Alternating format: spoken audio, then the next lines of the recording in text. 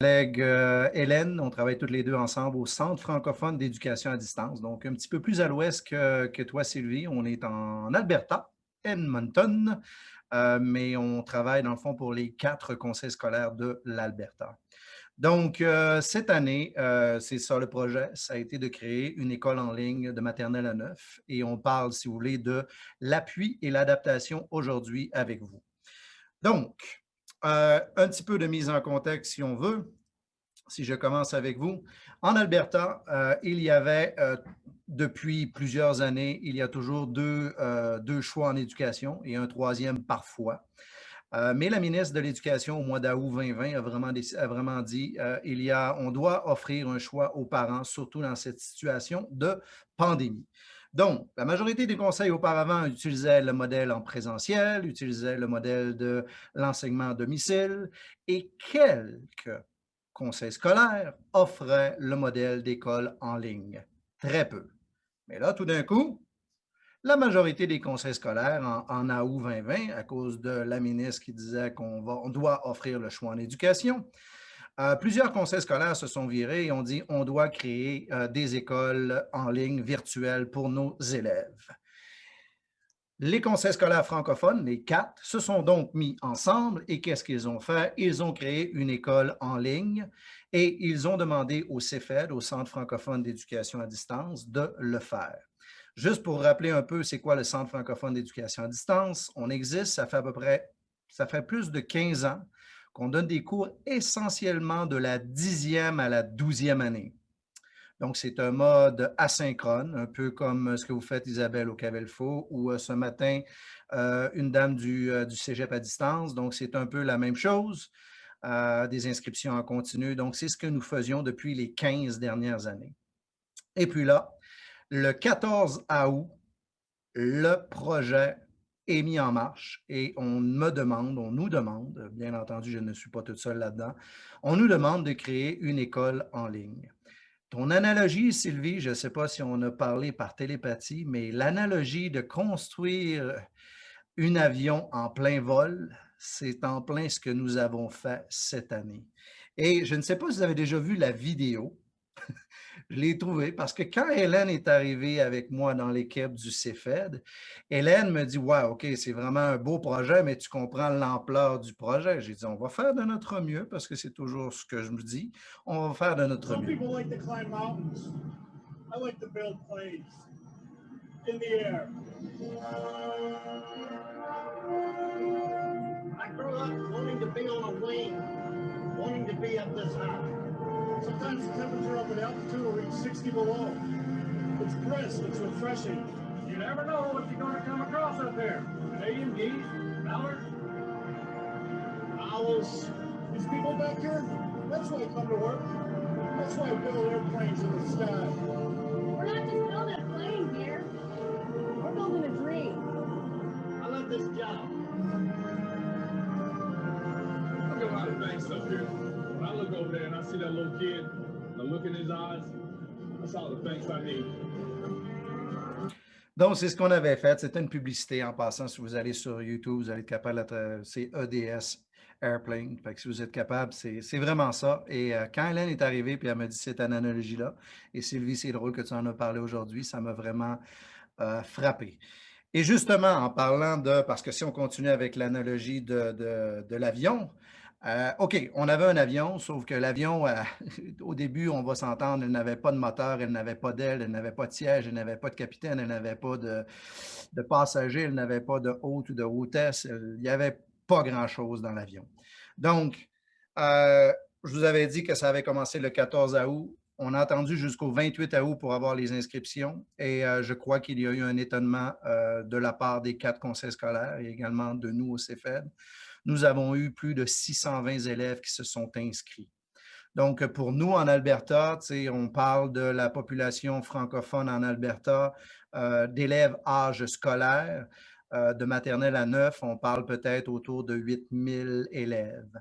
Donc, un petit peu moins que 10% des élèves ont choisi l'école en ligne. Donc, on s'est mis tous ensemble et on a essayé de créer, on savait maintenant le nombre de sièges, on devait trouver tous les employés qui allaient travailler avec nous. Et le 10 septembre, nous avons commencé l'aventure avec les parents, les élèves et ainsi de suite. Si on prend l'analogie de l'avion, bien entendu, cet avion-là, elle vole encore et nous sommes bien contents qu'il n'y a pas eu de crash aérien et qu'elle ne s'est pas désintégrée au cours de l'année. Donc, nous sommes encore là. Et pourquoi elle est encore là? Je crois que l'équipe du CFED a été en mesure d'adapter et de donner un appui. Donc, quand je parle d'adaptation et d'appui, c'est très important. Des fois, on parle juste des enseignants, mais je crois que c'était sur les 3 intervenants. Les enseignants, les élèves et également, vu qu'on est de maternelle à 9, les parents qui jouent un rôle incontournable là-dedans. Donc, c'est ce que je vais vous présenter aujourd'hui. On va faire, dans le fond, les appuis qu'on a donnés administratifs et enseignement. Donc, je vais m'occuper de l'administratif. Hélène, ensuite, va faire l'enseignement. Donc, du côté administratif, qu'est-ce que je parle? Je parle des systèmes. Le premier défi que nous avons eu, c'est pas compliqué. On fait partie de 4 conseils scolaires. Donc, 4 conseils scolaires veut dire 4 programmes différents, 4 systèmes informatiques différents. Donc, comment on fait pour arriver, pour prendre et de trouver pour nous qu'est-ce qui répond à nos besoins? Donc, il a été très rapide, la décision, c'est de créer notre propre système. Donc, nous avons créé notre propre système et également, nous avons fait nos propres domaines. Le problème, c'est qu'ils viennent des 4 conseils scolaires, donc ils ont tous des comptes différents, soit c'est du centre-nord, du franco-sud, du nord-ouest ou du centre-est. Donc, maintenant, tous les élèves étaient du cfed.ca. Donc, ça a été une des premières choses, mais en créant notre propre, en donnant cet appui-là, cette adaptation-là, on avait un autre défi. C'est parce que là, tous les enseignants, ils provenaient des 4 conseils scolaires. Donc, ils n'étaient pas habitués avec notre nouveau système, donc on devait les former. Donc, il y a eu beaucoup de formation qui a été donnée à partir de ça. Le deuxième, c'était le système de gestion des apprentissages. Clientèle bien différente. Nous avons une clientèle de maternelle à 9. Au CFED, on utilise Moodle. Je n'avais pas vraiment de problème d'utiliser Moodle pour les 7, 8, 9, mais je me disais, pour un enfant de maternelle d'utiliser Moodle, ça commence à être difficile. Tout est possible, mais ça commence à être difficile. Donc, nous avons décidé de créer 2 systèmes. Et les 2 systèmes, ils étaient les suivants. De maternelle à 6, nous avons utilisé Google Classroom et de 7 à 9, nous avons continué à utiliser Moodle comme nous le faisions en 10, 11, 12. En ayant 2 systèmes, l'adaptation nous apporte un défi. Il fallait donner de la formation. Et en plus, le quart de nos enseignants chevauchait d'un système à l'autre. Donc, ils devaient travailler, pas un jour, mais mettons 1 heure avec Google Classroom, et après ça, la prochaine heure, ils devaient aller dans Moodle, et après ça, revenir dans Google Classroom, et ainsi de suite. Donc, il y a eu beaucoup de formation, mais on est arrivé avec ça. Dernière petite chose, système informatique. Notre défi, c'était de choisir l'outil. Les enseignants travaillent tous de la maison dans les 4 coins de l'Alberta. Donc, il y a certains enseignants que je n'ai même jamais rencontrés physiquement. Donc, quel est l'outil que nous avons utilisé? Nous avons tous 2 écrans, comme en ce moment que j'ai. J'ai mon écran que je vous partage, puis en haut, je vois tous vos beaux visages pour quelques-uns. Donc, on en parlera tantôt, justement. Mais justement, je vois vos visages et c'est ce que les enseignants ont également. Ils voient les élèves sur un écran et après ça, ils partagent leur écran et tous les enseignants ont ce qu'on appelle un écran tactile avec un crayon, un stylet et sont en mesure d'écrire sur l'écran. Donc, ça, c'était une chose qu'on voulait faire. Surtout pour l'enseignement. Bien entendu, nouveaux outils, donc on devait également donner de la formation. Donc, c'était surtout au point de vue administratif. Et ce qu'on veut faire avec vous, c'est pour vous montrer que l'avion, je vous ai dit tout à l'heure, l'avion ne s'est pas écrasé. L'avion a volé, on a essayé de notre mieux qu'elle prenne de l'altitude. Donc, c'est ce qu'on a fait. Et ce qu'on veut résumer avec vous, c'est que pour arriver que l'avion vole bien, OK, puis du côté administratif, bien entendu, on doit avoir une équipe qui est dédiée, une équipe qui s'adapte facilement. Et on a été chanceux parce qu'on a eu une équipe extraordinaire qui se sont adaptés à tous ces changements-là. Si c'était à refaire, probablement qu'on choisirait juste un système au lieu d'en choisir 2. Ou du moins, si on en choisit 2, essayez d'avoir juste un système par enseignant et non pas doubler ces choses-là. Pourquoi ça a fonctionné quand on parle du côté administratif? C'est d'avoir des formations Et quand je parle des enfants, des formations, je le répète, c'est pour les enseignants, les élèves et les parents, parce que de tous ces outils-là. On a mis des vidéos pour aider justement comment accéder, comment rentrer dans ces systèmes-là, mais les vidéos, ce n'est pas suffisant. Il faut donner des personnes ressources. Donc, nous avions 2 personnes, un à temps plein, un à temps partiel, qui répondaient à tous les jours justement à ces problèmes-là technologiques qui pouvaient arriver. Donc, c'est là où on est rendu et je laisse maintenant la parole à Hélène qui va vous parler de l'appui et l'adaptation du côté enseignement. Alors oui, merci Michel. Pour ce qui est de la pédagogie, on s'est posé la question d'abord du mode d'enseignement. Est-ce que ça allait être synchrone, asynchrone, un modèle hybride? Et en plus, on se posait la question quoi faire au niveau de la maternelle. Ensuite de ça, on s'est posé beaucoup de questions par rapport au nombre d'heures d'instruction, à savoir aussi à s'assurer de ne pas avoir trop de nombre d'heures à l'écran également. On avait essentiellement la moitié du temps que ce que les enseignants dans les écoles en présentiel allaient avoir pour offrir le programme aux élèves. Alors, on a le même programme enseigné, mais dans la moitié du temps. Et aussi, on s'est posé la question avec plus de 600 élèves, quelle allait être la taille des classes qu'on allait avoir. Alors, pour s'adapter et pour donner de l'appui, on a déterminé qu'on voulait avoir un seul cours par niveau scolaire et qu'on ferait 4 groupes d'environ 20 élèves avec 2 enseignants. Ainsi, tous les élèves auront le même cours, mais peu importe dans quel petit groupe ils vont se retrouver. Alors, on n'avait jamais un temps où tous les élèves, par exemple, de 5e année allaient être dans la même classe. On a construit un horaire où on pouvait diviser les élèves dans ces petits groupes-là, puis on a alterné. Alors, il y avait un temps de 40 minutes en ligne, un temps de 40 minutes où ils étaient en pause ou en travail autonome. Ensuite de ça, un autre 40 minutes en ligne, donc la moitié, 120 minutes par jour en ligne. Et ce que ça permettait, c'est que pour les enseignants, ils voyaient leur groupe A, ensuite ils voyaient leur groupe B et en alternant comme ça pendant toute la journée. On a créé un horaire aussi avec des sous-groupes de 2 à 4 élèves qui étaient regroupés par les enseignants selon leurs habiletés. Puis ça permettait de faire la lecture, l'écriture guidée, les mathématiques guidées en tout petits groupes. En maternelle, on a subdivisé davantage. Alors, on a commencé l'année avec des groupes de 20 élèves dans les classes en maternelle, mais ça ne fonctionne pas, elle n'est pas là. Alors, ce qu'on a fait à la place, ce sont des petits groupes de 4 à 6 élèves pour la maternelle. Notre prochain défi était au niveau des attentes pour les élèves. Alors, on a vu beaucoup de demandes des parents pour que les cours soient enregistrés. Puis, on a eu aussi l'établissement de l'école en ligne. Ça demandait de nouvelles routines à la maison et pour les familles. Alors ça, c'était un défi parce que ce n'était pas juste nous comme enseignants qui devions nous adapter. Les familles aussi devaient s'adapter à cette nouvelle réalité de faire l'école à la maison puis de gérer justement l'espace de travail. C'est plus que juste un pupitre puis une chaise. C'est vraiment comment le gérer dans la maison. Certains parents avaient l'impression, par exemple, que si c'est l'école en ligne, ça peut être fait à partir de n'importe où. Hein. Par exemple, au café, je passe le téléphone à mon enfant, puis il s'en va à l'école, c'est pratique, ou en voyage. Alors, il fallait vraiment mettre des attentes en place. Alors, ce qu'on a fait pour adapter, c'est qu'on a communiqué aux parents nos attentes parce qu'on voulait miser sur une pédagogie qui voulait vraiment être active et engagée de la part des élèves. Alors, nos attentes incluent la préparation à la classe, donc avant le cours. Les comportements, ça inclut également les comportements pendant le cours, comme les caméras allumées, être actif, etc. Et le suivi après le cours. On a aussi inclus une section dans nos attentes par rapport aux parents. Cette section-là inclut, par exemple, pour les tout-petits, la présence d'un adulte pas trop loin dans la maison.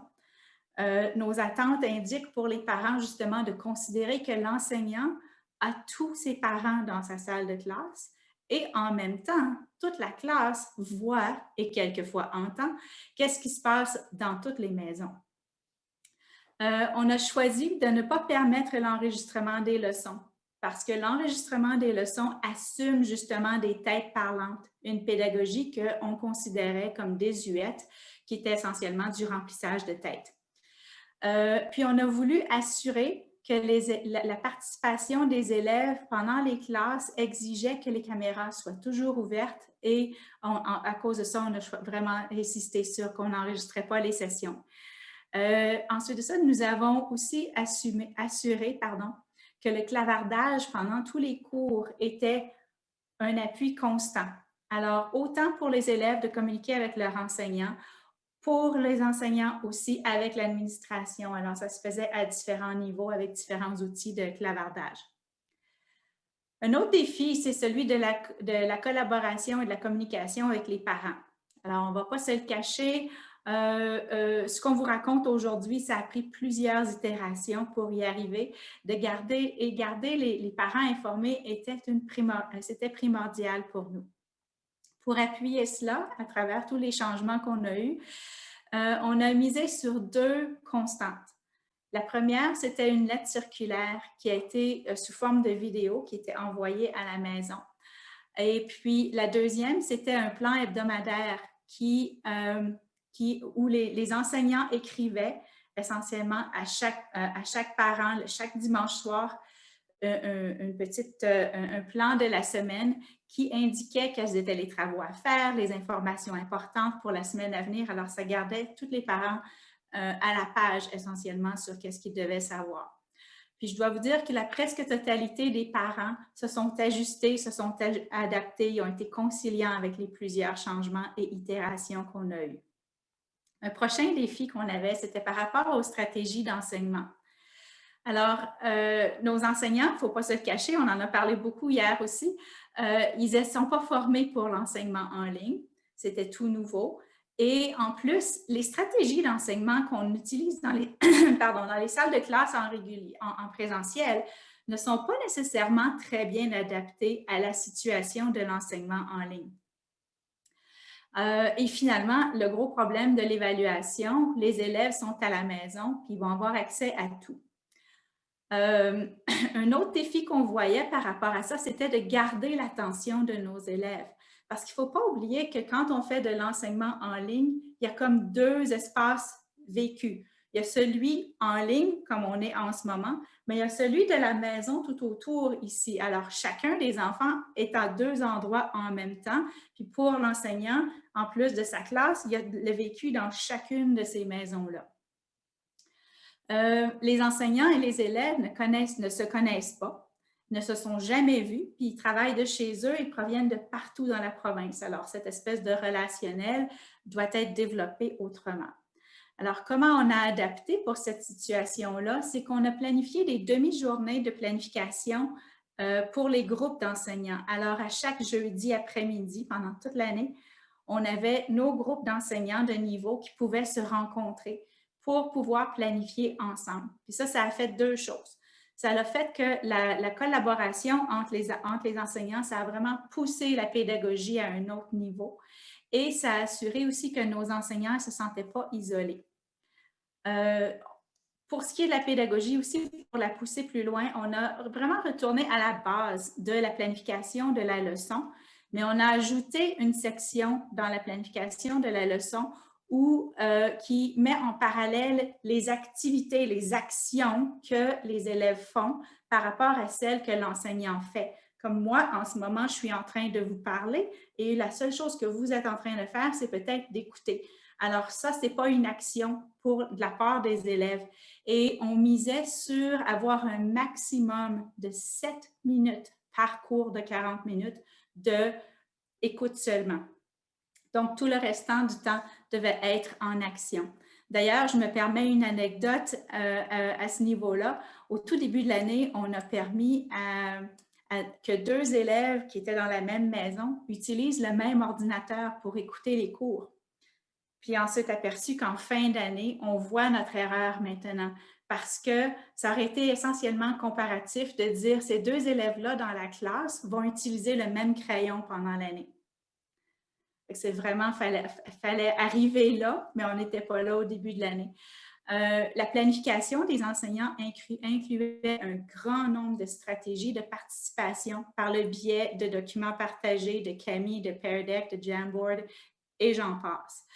Le clavardage a été utilisé, comme je l'ai dit, pour communiquer avec l'enseignant, faire la gestion des comportements, faire des évaluations aussi à travers le clavardage, partager des ressources, etc. Donc, les élèves étaient toujours en action. Afin de gérer le temps dans les leçons, comme on le voit quand on doit faire ces présentations au cours des 2 journées du REFAD, les enseignants ont fait ce qu'on appelle une scénarisation de leurs leçons pour vraiment être capables de voir dans combien de temps ils sont capables de rentrer l'information, les activités qu'ils veulent faire. Et on a aussi passé à une fragmentation encore plus grande des objectifs d'apprentissage. Donc ça a été des choses où on a vraiment été creusé dans nos programmes d'études pour les comprendre encore plus en détail. On a encouragé et formé les enseignants à l'évaluation par la triangulation, c'est-à-dire à ramasser des preuves d'apprentissage où on est capable de voir les élèves qui sont en conversation entre eux ou avec les enseignants, les observations pendant la classe, d'où l'importance d'avoir les caméras allumées, et les productions. Donc, ce n'était pas juste les devoirs, finalement, qui allaient compter ou qui allaient être la manière qu'on évaluerait nos élèves. Et finalement, on a appuyé les enseignants en développant des stratégies, en développant une stratégie miroir, puis je fais toujours ce geste-là quand j'en parle, pour être capable de montrer ce que les enseignants ont de l'air quand ils sont en action, en train d'enseigner, et amener une réflexion pédagogique à ce niveau-là pour pouvoir pousser plus loin et développer à fur et à mesure les habiletés de stratégie pédagogique. Un autre défi qu'on avait, c'était par rapport à la socialisation. Ça nous a tracassé pendant un bout de temps de trouver des solutions. Comment est-ce qu'on fait pour amener les élèves à pouvoir socialiser entre eux? Parce qu'on sait que c'est si important. Puis, on savait aussi qu'on ne voulait pas laisser les classes débarrées quand les enseignants n'étaient pas là. Alors, l'équipe a organisé des badges numériques qui avaient essentiellement c'était comme un petit cours que les élèves devaient faire pour comprendre les habiletés numériques. Puis là, un bon comportement dans l'environnement en ligne, on pourrait comparer ça essentiellement au règlement qu'on mettrait pour les cours de récréation dans les écoles. Puis ensuite, on a ouvert un salon des étudiants où jusqu'à 70 de nos élèves qui se sont présentés pour s'organiser des jeux et des activités entre eux. Côté technologie, on avait aussi des défis un petit peu ce côté-là, puis Michel a fait un peu référence à ça, alors je vais passer quand même assez vite. Les enseignants avaient certainement tous des défis différents par rapport à ça en termes de... Il y en a qui n'étaient pas nécessairement très, très forts en technologie, mais ce n'était pas juste les enseignants, c'était aussi les parents et les élèves. Puis aussi, au niveau des familles, quelquefois, les outils technologiques étaient différents, suivre les cours sur des iPads ou le réseau d'Internet à la maison qui n'était pas nécessairement fiable. Alors, on avait une équipe de ressources antiques qui ont été capables de répondre à tous ces besoins-là. Ces personnes ont été d'une patience qui dépasse complètement l'entendement. Puis, ils ont été capables d'appuyer les enseignants, les parents, les élèves avec tous les défis de technologie qui ont pu exister au cours de l'année. Je vais passer quelques secondes à parler de l'inclusion parce que pour moi, c'est très important. Et puis, pour nous, parce que nos élèves venaient des 4 conseils scolaires, on avait 4 protocoles différents qu'on devait gérer. On s'est posé des questions sur comment est-ce qu'on fait pour gérer les plans individualisés, comment est-ce qu'on fait pour les soutenir, les élèves qui ont des plans individualisés, comment on fait pour adapter la pédagogie pour ces élèves-là et comment aussi assurer la participation des parents avec ces besoins-là. Alors, on a créé un horaire individualisé pour chacun de nos élèves qui avaient des besoins et on a eu avec les aides-élèves il n'y avait comme pas un sens de mettre les aides-élèves en classe avec les élèves qui ont un soutien parce qu'il y a juste une chose qui peut se passer à la fois. Alors, il y avait des périodes pour eux entre les cours où les aides-élèves étaient capables de soutenir ces élèves et on a assuré des points de rencontre d'équipe avec les aides-élèves et les enseignants aussi dans notre horaire. Pour mieux répondre aux élèves qui ont des besoins particuliers, justement, on a fait beaucoup d'observations en classe et beaucoup de rencontres d'équipe. Et notre but était vraiment de se trouver des stratégies pour adapter, pour modifier, pour différencier l'environnement virtuel selon ce qu'ils avaient besoin. Par exemple, on s'est procuré des ressources. Je fais juste un exemple avec Read and Write. On a aussi diversifié les manifestations d'apprentissage dans la classe. Alors, quelquefois, c'était peut-être parce que les élèves qui ne veulent pas lire, par exemple, vont peut-être vouloir répondre à l'écrit ou vice-versa. Ceux qui ne veulent pas écrire vont peut-être vouloir le faire plus à l'oral en rendant une vidéo, par exemple, de leur projet. Donc, en ouvrant vraiment toutes les portes à la différenciation. Et on a aussi, évidemment, par le biais de Google Classroom, on est capable de modifier donc toutes les fonctionnalités pour pouvoir modifier dans ce qu'on donne, dans ce qu'on assigne aux élèves également. Il faut noter, par contre, que dans certains cas, le degré de difficulté des élèves, quand ils sont à l'école en présentiel et quand ils sont en ligne, ce n'était pas nécessairement les mêmes que ce qu'ils avaient déjà dans leur plan individualisé. Alors, je donne des exemples. Par exemple, les élèves qui avaient des difficultés d'adaptation sociale, des cas d'anxiété, de syndrome Gilles de la Tourette. Pour ces élèves, ils avaient une belle expérience en ligne, alors parce qu'ils pouvaient mieux gérer leurs défis que dans les écoles. Alors, l'école en ligne n'était pas un défi augmenté pour tous les élèves qui avaient des besoins particuliers. Un autre défi qu'il faudrait mentionner, c'est celui des ressources.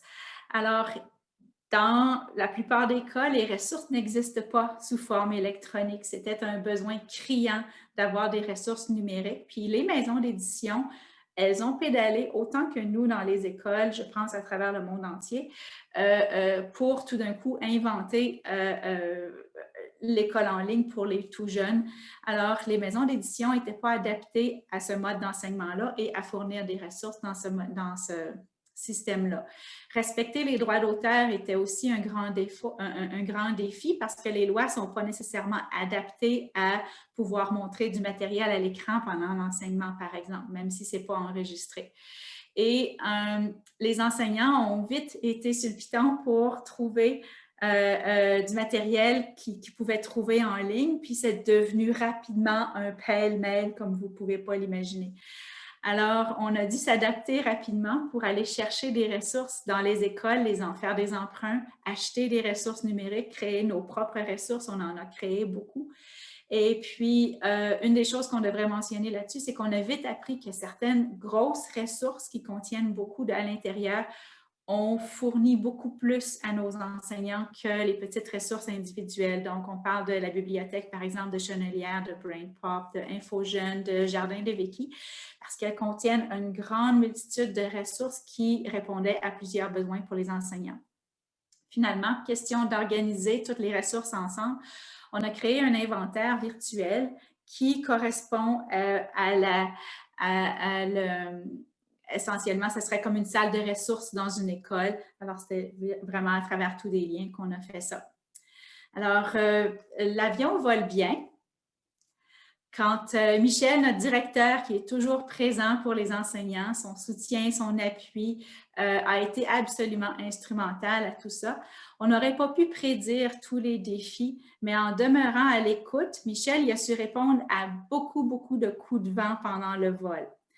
Notre avion vole bien aussi quand les élèves participent et réussissent tous les résultats d'apprentissage, pareil comme en présentiel. Quand on peut coordonner, profiter et faire profiter des habiletés de chacun des enseignants pour qu'ils puissent s'appuyer l'un l'autre. Puis l'équipe à l'école a été tissée serrée, même si on ne s'est jamais vraiment vu. Notre avion vole bien quand tous les élèves qui ont des besoins spéciaux s'épanouissent dans l'environnement en ligne, quand les ressources, les outils sont disponibles, sont accessibles aux enseignants. Puis, les enseignants peuvent trouver tout ce dont ils ont besoin. Depuis le début, je parle au « nous », mais en vrai, nous avons eu la chance d'avoir une équipe absolument dédiée, une équipe qui a travaillé très fort et qui a eu une attitude collaborative et constructive tout au long de l'année. Et surtout, une équipe qui a voulu que notre avion vole. En raison du manque de financement, on vise à atterrir l'année en douceur et on planifie présentement des plans de transition pour que les élèves retournent dans les écoles en présentiel pour le mois de septembre. Même si l'aventure se termine, nous croyons vivement que l'école en ligne est viable. Et je vous invite, si ça vous intéresse, à lire le journal Le Franco ou aller sur le site web du CEFED pour lire les témoignages que nos élèves ont écrits sur leur vécu de documenter l'histoire de l'école en ligne au CEFED. Merci.